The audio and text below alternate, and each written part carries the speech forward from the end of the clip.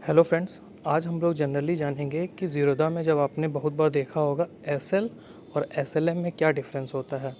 आज हम लोग इसी को डिस्कस करेंगे। है दोनों बहुत बेसिक चीज़, बट क्या है कि बहुत कॉमन इसमें एक चीज़ होता है, बट ये है कि जनरली हमें से कन्फ्यूज़न रहता है। अब जनरली हम कोई भी स्ट्राइक प्राइस पे जाके जैसे बाय पे अगर हमने क्लिक किया तो यहाँ पे आप देख सकते हैं दो ऑप्शन आपके पास लिखा हुआ है, एक है एसएल का और एक है एसएलएम का। तो अब इसे देखेंगे कि होता क्या है। मतलब एसएल का मतलब होता है स्टॉप लॉस और एसएलएम का मतलब होता है स्टॉप लॉस मार्केट ऑर्डर। जैसे एसएल स्टॉप लॉस ऑर्डर और एसएलएम हो गया स्टॉप लॉस मार्केट ऑर्डर। अब इसी पे जैसे देखेंगे कि दोनों में बेसिक डिफरेंस क्या है। अगर आप जैसे ही एसएल यहाँ पे अगर पुट करते हैं तो यहाँ पर अभी करंट मान लीजिए आपका प्राइस है, बैंक निफ्टी स्ट्राइक प्राइस है 280 का, और हमें यहाँ पे अगर एसएल पुट करना है 250 का, तो हम यहाँ पे क्या करेंगे, नॉर्मली ट्रिगर पे जाएंगे और ट्रिगर पे जाने के बाद हम यहाँ पर 250 का पुट करना है तो 251 ट्रिगर प्राइस और जो हमारा एक्चुअल प्राइस रहेगा वो 250 रहेगा, क्योंकि एक हमेशा मतलब ट्रिगर प्राइस एक हमेशा ज़्यादा रहता है और हम लोग इसे एग्जीक्यूट कर देंगे।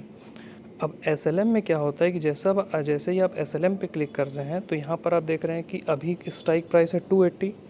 तो ट्रिगर में क्या होगा कि इसमें यहाँ पर सिर्फ आपको एक ही ऑप्शन दिया हुआ है ट्रिगर, प्राइस वहाँ पे नहीं। तो ट्रिगर में क्या होगा, जैसे ही मान लीजिए आपको 250 पे लगाना है तो आपने यहाँ पे 250 डाला। अब होगा क्या, एसएल और एसएलएम में मेनली डिफरेंस कि एसएल जब आप क्लिक करते हैं तो अगर आपने 250 का लगाया है प्राइस तो आपका एग्जैक्ट 250 पे ऑर्डर एग्जीक्यूट हो जाएगा या फिर एग्जिट हो जाएगा।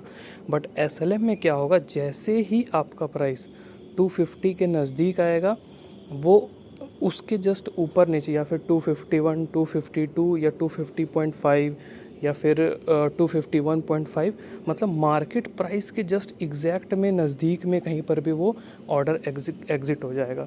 तो दोनों में बेसिक डिफरेंस ये हो गया कि एसएल मतलब स्टॉप लॉस, मतलब कि एग्जैक्ट प्राइस पे अगर आपने 251 सेट किया है तो जब तक वो 251 पे नहीं आएगा तो तब तक ऑर्डर एग्जीक्यूट नहीं होगा।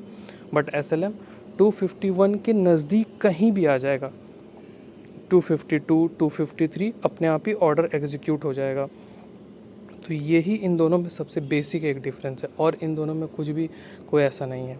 और जनरली आपको पता ही हम लोग स्टॉप लॉस यूज़ ही करते हैं कि जैसे आप मान लीजिए आपने लगा दिया और आपको अब मार्केट आप नहीं देख पा रहे हैं कि अगर उस प्राइस के पास आएगा तो आप उसको सेल करने के लिए स्टॉप लॉस लगाते हैं।